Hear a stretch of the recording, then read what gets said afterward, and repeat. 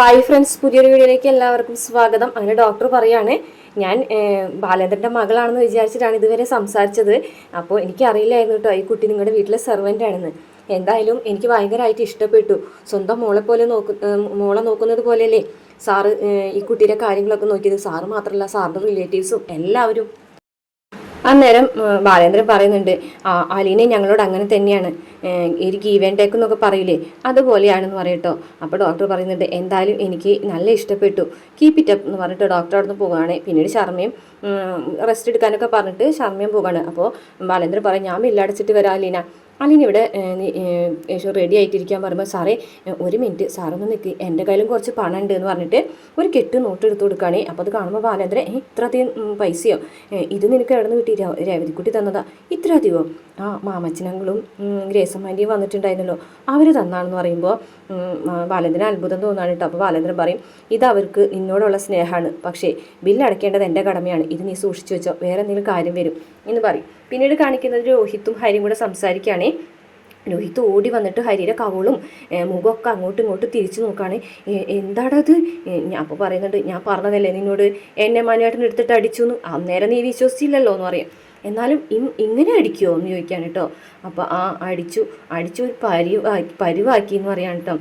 എന്നിട്ട് പറയും, അലീന എല്ലാതും മനുവേട്ടനോട് പറഞ്ഞു കൊടുത്ത്, ഒന്നായിൻ്റെ മോൾക്ക് എന്തിൻ്റെ കേടാ എന്ന് രോഹിത്ത് പറയുകയാണേ. എന്നിട്ട് പറയും, ഇനിയിപ്പോൾ എൻ്റെ പേരും പറഞ്ഞിട്ടുണ്ടാവുമല്ലേ, ഉറപ്പായിട്ടും പറഞ്ഞിട്ടുണ്ടാവുമല്ലോ. അപ്പോൾ ഇനി ഞാൻ എന്ത് ചെയ്യും? മനുവേട്ടൻ്റെ മുഖത്ത് എനിക്ക് നോക്കാൻ പറ്റില്ല. മനുവേട്ടൻ മാത്രമല്ല, അമ്മയെ അറിഞ്ഞിട്ടുണ്ട്. അമ്മ അറിഞ്ഞോ എന്ന് ചോദിക്കും. എന്നെ അടിക്കുന്ന ഒച്ച കേട്ടിട്ട് അമ്മ ഓടി വന്നു, അമ്മ അറിഞ്ഞു എന്ന് പറയും. അയ്യോ, അപ്പോൾ പിന്നെ എനിക്ക് കൊല്ലപ്പള്ളിയിലേക്ക് എനിക്ക് കാല് കുത്താൻ പറ്റൂല, ആ വീടുമായിട്ടുള്ള എല്ലാ ബന്ധവും കഴിഞ്ഞു എന്ന് പറയും. ഇനി എന്ത് ചെയ്യും? അമ്മ ഇനി ആരോടെങ്കിലും പറയോ? അച്ഛനോട് പറയോ മനുവേട്ടൻ? ഞാൻ കാല് പിടിച്ച് പറഞ്ഞിട്ടുണ്ട് മനുവേട്ടനോട്, ആങ്കിളിനോട് പറയരുതെന്ന്. അപ്പോൾ അമ്മ എൻ്റെ അമ്മയോട് പറയായിരിക്കുമല്ലേ എന്ന് പറയും. അപ്പോൾ പറയും, അതും ഞാൻ പറഞ്ഞിട്ടുണ്ട്, പറയരുതെന്ന്. ഇനിയിപ്പോൾ എന്ത് ചെയ്യും? അവൾ കാരണമാണ്, അവളെ നശിച്ചവൾ എന്നൊക്കെ പറഞ്ഞിട്ട് ഇങ്ങനെ ദേഷ്യപ്പെട്ടിരിക്കണം. ആ മനുവേട്ടനും അലീനയും തമ്മിൽ എന്തോ ഉണ്ട്, അല്ലാണ്ട് ഇപ്പോൾ സ്വന്തം അലീനയെക്കാളും വലുതാണോ ഒരു വേലക്കാരി എന്നൊക്കെ പറയുന്നുണ്ട് കേട്ടോ. പിന്നീട് വീട്ടിലേക്ക് എത്താണ് കേട്ടോ ബാലേന്ദ്രനും അലീനയും. അപ്പോൾ പറയുന്നുണ്ട്, പേടിയുണ്ടോ അലീനെ എന്ന് ചോദിക്കുകയാണ് കേട്ടോ. വീടെത്തി. പേടി, എപ്പോൾ വേണമെങ്കിലും പോകാൻ ഞാൻ തയ്യാറായിട്ടാണ് സാറേ നിൽക്കുന്നത്. എന്തായാലും മേഡം നിന്നെ കൊണ്ട് പണിയെടുപ്പിക്കാനൊക്കെ ശ്രമിക്കും. ഞാൻ പറഞ്ഞ മേഡം കേൾക്കൂല, സാറ് തന്നെ പറഞ്ഞാൽ മതി എന്നൊക്കെ അലീന പറയും. ശരി, ഞാൻ പറയാം. അപ്പോൾ അലീന ബാഗ് എടുക്കാൻ പോകുമ്പോഴത്തേനും വേണ്ട ഞാൻ എടുക്കാമെന്ന് പറഞ്ഞിട്ട് ബാലേന്ദ്രൻ എടുക്കുകയാണ് കേട്ടോ. അപ്പോൾ കോണിബെല്ല് കേൾക്കുമ്പോൾ ബാബി, അമ്മേ ഇതേ കോണിബെല്ല് അടിക്കണം, എനിക്ക് ചെവി കേൾക്കാം, എന്താ നിങ്ങൾക്ക് കേട്ടൂടെ, നിങ്ങൾക്ക് തുറന്നൂടെ? അതെ, ബാബി ചേച്ചിക്ക് എഴുന്നേക്കാൻ മടിയാന്ന് പറയും. അപ്പോൾ നിനക്ക് എഴുന്നേറ്റൂടെ എന്ന് കൃഷ്ണമോള് ബാബി ചോദിക്കുന്നുണ്ട് കേട്ടോ. അങ്ങനെ രണ്ടുപേരും കൂടെ വർത്താനാവുമായി. അതിനുശേഷം വന്ന് വാതിൽ തുറക്കാണ് വൈജയന്തി. ബാലേന്ദ്രൻ ഇങ്ങനെ ബാഗ് പിടിച്ച് നിൽക്കണ കാണുമ്പോൾ ആ ബാഗുമ്മേലേക്ക് നന്നായിട്ട് നോക്കുകയാണ് വൈജയന്തി. ഈ സമയത്ത് ബാക്കിൽ നിന്ന് അലീന ഇങ്ങനെ ഫ്രണ്ടിലേക്ക് കയറി നിൽക്കുകയാണ്. അതും കൂടെ കണ്ടതോടുകൂടിയിട്ട് സകല നിയന്ത്രണങ്ങളും വിടുകയാണ്. എന്നിട്ട് കാറിലാണോ ബാലേന്ദ്രൻ ഇവിടെ കൊണ്ടുവന്നത് ചോദിക്കേ. പിന്നല്ലാതെ ചോദിക്കും. അപ്പോൾ അല്ല, ഒരു ഓട്ടോയിലങ്ങനെ കയറ്റി ഇവിടെ വിട്ടാൽ പോരായിരുന്നു, ബാലേന്ദ്രൻ എന്താ ഇവിടെ കൊണ്ടുവരുന്നത്, എന്താ കുഴപ്പം? ഞാനൊന്നും പറയുന്നില്ല എന്ന് പറഞ്ഞ് പോകൂട്ടോ വൈജയന്തി. പറയാനുള്ളത് മുഴുവൻ പറഞ്ഞിട്ട് പോയാൽ മതി എന്ന് പറയും. അലീന വിഷമത്തോട് കൂടിയിട്ട് അകത്തേക്ക് കയറും. അപ്പോൾ കൃഷ്ണമോൾ ഓടി വന്നിട്ട് ചേച്ചി എന്ന് വിളിക്കും. അപ്പോൾ ബാലേന്ദ്രൻ ആ ബാഗ് കൃഷ്ണമോളുടെ കയ്യിൽ കൊടുത്തിട്ട്, കൃഷ്ണമോളെ ഇത് അമ്മയുടെ റൂമിൽ കൊണ്ടുപോയി, അലീനയുടെ ബാഗാ എന്ന് പറയും. ബാലേന്ദ്രൻ പോകുകയാണ്. അപ്പോൾ ബാബി അല്ല, കൃഷ്ണമോള് പറയുന്നുണ്ട്, അതെ നിനക്ക് എന്താ ബോധമില്ലേ? മുതലാളിയുടെ വണ്ടിയിലാണോ ഞെളിഞ്ഞിരുന്ന് വരുന്നത്? നിനക്ക് വല്ല ഓട്ടോയിലെങ്ങാനും വന്നാൽ പോരെയായിരുന്നു അലീനയോട് കൃഷ്ണമോള് ചോദിക്കാൻ കേട്ടോ. ഇത് കണ്ടിട്ട് ബാബി ഇങ്ങനെ നോക്കി നിൽക്കുന്നുണ്ട്. പെട്ടെന്ന് ബാലേന്ദ്രൻ നിന്ന് പോവുകയാണ്. ഈ കൃഷ്ണമോൾ എന്തൊക്കെയാണ് പറയുന്നത് അലീനയോട്? അപ്പോൾ കൃഷ്ണമോൾ പറയും, അതെ ഞാൻ അമ്മയുടെ ഡയലോഗ് ബാക്കി ഫില്ല് ചെയ്ത് തന്നതാണ് കേട്ടോ എന്ന് പറയട്ടോ. അന്നേരം അലീന പറയുന്നുണ്ട്, എനിക്കൊരു നാണക്കേട് ഉണ്ടായില്ല, പറിച്ച് അഭിമാനേ തോന്നിയുള്ളൂ എന്ന് പറഞ്ഞിട്ട് പോകും. കൃഷ്ണമോള് അലീനയുടെ വേഗം കൊണ്ടുവരുമ്പോഴത്തേക്കും മുത്തശ്ശി ഇങ്ങനെ എഴുന്നേൽക്കാനൊക്കെ നോക്കുന്നുണ്ട്. അലീനനെ കണ്ടോടുകൂടിയിട്ട് തല പൊന്തിച്ച് ഇങ്ങനെ നോക്കുന്നുണ്ട്. എന്നിട്ട് മോളെ എന്ന് വിളിക്കാനിട്ടോ തൊണ്ടയ്ക്ക് ഇടറിയിട്ട് അലീന ഓടി വന്നിട്ട് മുത്തശ്ശി എന്ന് പറഞ്ഞിട്ട് കെട്ടിപ്പിടിക്കുകയാണ്. രണ്ടുപേരും പരസ്പരം അങ്ങോട്ടും ഇങ്ങോട്ടും കെട്ടിപ്പിടിച്ചിട്ട് അലീനനെ വിടുന്നില്ല കേട്ടോ. മുത്തശ്ശി ഇങ്ങനെ തൊട്ട് തലോടി, എൻ്റെ മോളെ നിനക്ക് എന്ത് പറ്റിയടി, നിനക്ക് എന്ത് ദ്രോഹം ചെയ്തിട്ടാണ് നിനക്ക് ഇങ്ങനെ ഒരു അവസ്ഥ വന്നത് എന്നൊക്കെ ചോദിക്കുകയാണ്. മോൾക്കിപ്പോൾ കുഴപ്പമൊന്നുമില്ലല്ലോ. എനിക്കിപ്പോൾ ഒരു കുഴപ്പമില്ല, അതല്ലേ ഡിസ്ചാർജ് ചെയ്ത് എന്നോട് ഓടിക്കോളാൻ പറഞ്ഞു ഡോക്ടറോടൊന്ന്. ആ ഓടാൻ പിടിക്കാനൊന്നും നിൽക്കണ്ട, മര്യാദയ്ക്ക് ഇരുന്നാൽ മതി എന്ന് പറയും. എനിക്ക് ഭയങ്കര സങ്കടമായിരുന്നു മോളില്ലാതെ ഇരുന്നിട്ട്, ഭയങ്കര വിഷമായിരുന്നു. ഞാൻ കൃഷ്ണമോളോടും ബാലേന്ദ്രനോടും ഒക്കെ മാറി മാറി ചോദിക്കും, അലീന ആ കൊച്ചിൻ്റെ അടുത്ത് ആരെങ്കിലും ഉണ്ടോ, ആ കൊച്ചിന് ആരെങ്കിലും വെള്ളം കൊടുക്കുന്നുണ്ടോ എന്നൊക്കെ. അപ്പോൾ ഇവർ പറയും ഭേദമായി വരുന്നുണ്ട്, കുഴപ്പമൊന്നുമില്ല എന്ന് പറയും. അപ്പോൾ അലീന പറയുന്നുണ്ട്, സാരില്ല മുത്തശ്ശി, എനിക്ക് മുത്തശ്ശിനെ ആലോചിച്ചിട്ടായിരുന്നു വിഷമം, മുത്തശ്ശിനെ ഇവിടെ നോക്കാൻ ആരുമില്ലല്ലോ എന്നാലോചിച്ചിട്ടായിരുന്നു വിഷമം. അതൊന്നും എനിക്ക് ഒരു വിഷമമില്ല മോളെ, മോൾക്കൊന്നും വരരുതെന്ന് ഞാൻ ഈശ്വരനോട് പ്രാർത്ഥിക്കുകയായിരുന്നു. ഞാൻ കടപ്പാട്ടൂർ അമ്പലത്തിലെ വഴിപാടൊക്കെ നേർന്നിട്ടുണ്ട് മോളുടെ ജീവനും ആരോഗ്യത്തിനും വേണ്ടിയിട്ട് എന്ന് പറയും. ആഹാ, അതൊക്കെ ചെയ്തിട്ടുണ്ടോ എന്ന് ചോദിക്കുകയാണേ. അപ്പോൾ കൃഷ്ണമോള് പറയുന്നുണ്ട്, ശരി ചേച്ചി, മുത്തശ്ശി പറഞ്ഞത് ശരിയാണ് കേട്ടോ, ചേച്ചി ഇവിടെ ഉള്ളതും ഇല്ലാത്തതും തമ്മിൽ വലിയ വ്യത്യാസമുണ്ട്, ചേച്ചി ഇവിടെ ഇല്ലാണ്ട് ഒരു സുഖം ഉണ്ടായിരുന്നില്ല എന്നൊക്കെ പറയും. അപ്പോൾ മുത്തശ്ശി പറയും, അതേ മോളെ, എന്തായാലും മോള് മാറി വന്നല്ലോ എന്ന് പറയും. അപ്പം മേഡം അടുത്ത അടവ് തുടങ്ങുമല്ലോ, അടുക്കളപ്പണി എടുപ്പിക്കും എന്ന് പറയും. അവൾ പലതും പറയും, കണ്ടപടി ഓടിച്ചാടി പണിയൊന്നും എടുക്കാൻ നിൽക്കരുതിട്ടാന്ന് പറയും. എന്തായാലും പെരുന്നോടത്ത് വെച്ച് കാണാം. അലീന പറഞ്ഞു, ശരി നോക്കാം മുത്തശ്ശി, അവൾ പറയുന്നത് വിചാരിച്ചിട്ട് അങ്ങനെ ഒന്നും ചെയ്യാനൊന്നും നിൽക്കണ്ട, മോള് റെസ്റ്റ് എടുത്തോന്ന് പറയും. മോൾ ഇവിടെ ഇരിക്കും, ഞാൻ കാണട്ടെ എന്ന് പറഞ്ഞിട്ട് ഇരിക്കാൻ പറയുകയാണെ.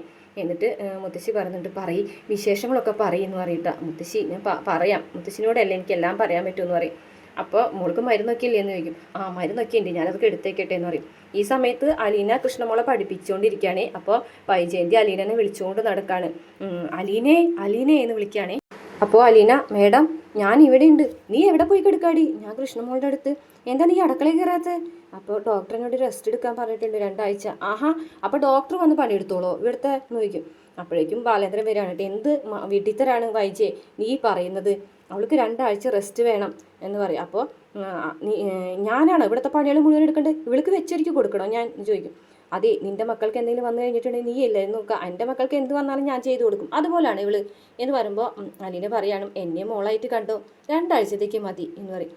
ഒന്ന് പോടി, നിന്നെ മോളായിട്ട് കാണാനോ, എൻ്റെ പട്ടിനെ മോളായിട്ട് പോലും നിന്നെ ഞാൻ കാണൂലല്ലോ എന്ന് പറയുമ്പോൾ അലീനയ്ക്ക് വിഷമാവാണേ. അലീന പറയും, മേഡം ഞാൻ എന്ത് തെറ്റ് ചെയ്തിട്ടാണ് മേഡം എന്നോട് ഇങ്ങനെയൊക്കെ പെരുമാറുന്നതെന്ന് പറയുകയാണെ. കൃഷ്ണമോൾ ഇരുന്നിട്ട് ഇതൊക്കെ കേൾക്കാണ് കേട്ടോ. അമ്മയുടെ സംസാരമൊന്നും കൃഷ്ണമോൾക്ക് ഒട്ടും ഇഷ്ടപ്പെടുന്നില്ല. അപ്പോൾ ബാലേന്ദ്രൻ പറയടി, അവൾ ചോദിച്ചതിനുള്ള ചോദ്യത്തിന് മറുപടി പറയും. അവൾ എന്ത് തെറ്റ് ചെയ്തിട്ടാണ് അവളോട് നീ ഇങ്ങനെയൊക്കെ പെരുമാറുന്നതെന്നാണ് അവളുടെ ചോദ്യം, അതിനുള്ള മറുപടി പറയുമെന്ന് പറയും. എനിക്ക് ഇതൊന്നും കണ്ടിട്ട് പിടിച്ചു നിൽക്കാൻ പറ്റില്ല, ഞാനിവിടെ എന്ത് ചെയ്താലും തെറ്റ് തന്നെ.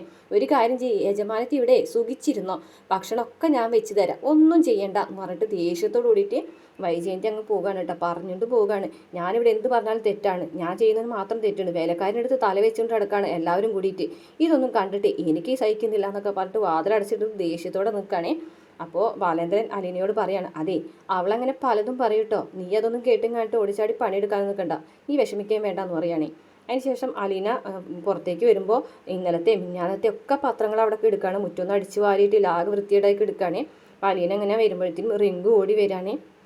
റിങ്കുവിനെ കണ്ട വഴിക്ക് അലീനയും ചിരിച്ചിങ്ങനെ ഓടിച്ചിരുന്നുണ്ട്. അപ്പോൾ റിങ്കു വന്നിട്ട് അലീനെ മെക്കിട്ടൊക്കെ കയറാണ്.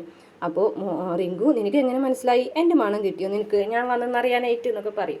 അതിന് ശേഷം അലീന പിന്നീട് മുകളിൽ നിന്ന് വരുന്ന ഒരു സമയത്ത് രോഹിത്ത് മുകളിലേക്ക് ഇങ്ങനെ കയറി പോവുകയാണേ. അപ്പോൾ രണ്ടുപേരും കൂട്ടി ഇങ്ങനെ നിൽക്കുകയാണ്. അപ്പോൾ അലീന വഴി തടഞ്ഞു നിൽക്കുമ്പോൾ, മാറി നിൽക്കടി അവിടെ നിന്ന് പറയും. എനിക്കൊരു മൊബൈൽ ഫോൺ ഉണ്ടായിരുന്നു, അത് എവിടെ വെച്ചു എന്ന് ചോദിക്കും. എവിടെയാ അത് എന്ന് ചോദിക്കും. എന്നെ ചോദ്യം ചെയ്യാൻ നീ ആരാടി പുല്ലേ എന്ന് പറയും കേട്ടോ. അപ്പോൾ പറയുന്നുണ്ടേ, അതെ നീ ഒരു തവണ രക്ഷപ്പെട്ടു എന്ന് വെച്ചിട്ട് ഇനി നീ രക്ഷപ്പെടുമെന്ന് വിചാരിക്കണ്ട. അപ്പോൾ അലീന പറയും, അതുതന്നെയാടാ എനിക്ക് നിന്നോടും പറയാനുള്ളത്, ഒരു തവണ നീ രക്ഷപ്പെട്ടു, പക്ഷെ ഇനി രക്ഷപ്പെടുമെന്ന് വിചാരിക്കണ്ട എന്ന് പറയും കേട്ടോ. നീ ആരടി എന്നെ ഭീഷണിപ്പെടുത്താനായിട്ട് എന്ന് ചോദിക്കും കേട്ടോ. അപ്പം ഞാൻ ആരാണെന്ന് നിനക്ക് മനസ്സിലായില്ലേ എന്ന് ചോദിക്കുകയാണെ. നീ എന്നെ ഭീഷണിപ്പെടുത്താനൊന്നും നിൽക്കണ്ട, നിനക്കുള്ളത് ഞാൻ വെച്ചിട്ടുണ്ടടി എന്ന് പറയും കേട്ടോ. നിനക്കുള്ളതും ഞാൻ വെച്ചിട്ടുണ്ടെന്ന് അലീനയും പറയും. എന്നിട്ട് പറയും രോഹിത്ത് പെട്ടെന്ന് തന്നെ അലീനനെ തള്ളി മാറ്റും. മാറിക്കടി അവിടെ എന്ന് പറഞ്ഞു കണ്ടിട്ട് തള്ളി ആ ചുമരുമലിക്ക് ഇങ്ങനെ തള്ളിയിട്ടിട്ട് മുകളിലേക്ക് കയറിപ്പോകും.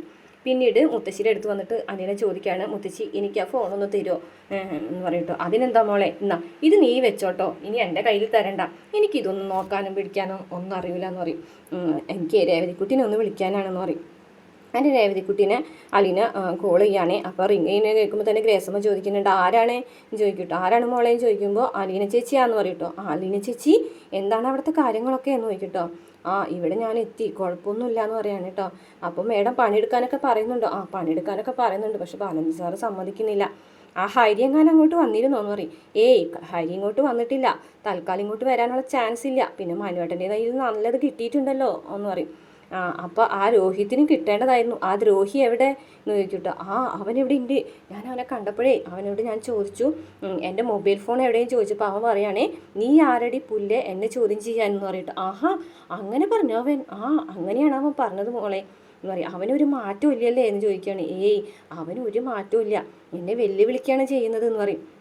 കഴിഞ്ഞു പോയതിനെക്കുറിച്ച് ഒരു കുറ്റബോധം അവൻ്റെ മനസ്സിലില്ലല്ലേ എന്ന് ചോദിക്കും. ചേച്ചി എന്തിനാണ് അവിടെ നിൽക്കുന്നത്, ചേച്ചിക്ക് എന്താ ഒരു പണിയില്ല, ചേച്ചി വേഗം തന്നെ അവിടെ നിന്ന് പോകുമെന്ന് പറയും കേട്ടോ. അപ്പോൾ മോളെ എനിക്ക് 2 ആഴ്ചത്തെ റെസ്റ്റ് പറഞ്ഞിരിക്കല്ലേ എന്ന് പറയുകയാണേ. അതിനെന്താ ചേച്ചി അവിടെ നിന്ന് പോര്, ചേച്ചി അവിടെ നിൽക്കണ്ട, എനിക്കിഷ്ടമല്ല ചേച്ചി അവിടെ നിൽക്കുന്നത് എന്ന് പറയും. ചേച്ചിക്ക് ഇനിയും എന്തെങ്കിലുമൊക്കെ അപകടം വരാൻ സാധ്യത ഉണ്ടെന്നൊക്കെ രേവതിക്കുട്ടി പറയും. അപ്പോൾ ചേച്ചി ഒരു കാര്യം ചെയ്യും, ബാലേന്ദ്ര സാർ ഉച്ചയ്ക്ക് ചോറിനാൻ വരുമ്പോൾ നടന്നതൊക്കെ ബാലേന്ദ്ര സാറോട് പറഞ്ഞു കൊടുക്കുമെന്ന് പറയും കേട്ടോ.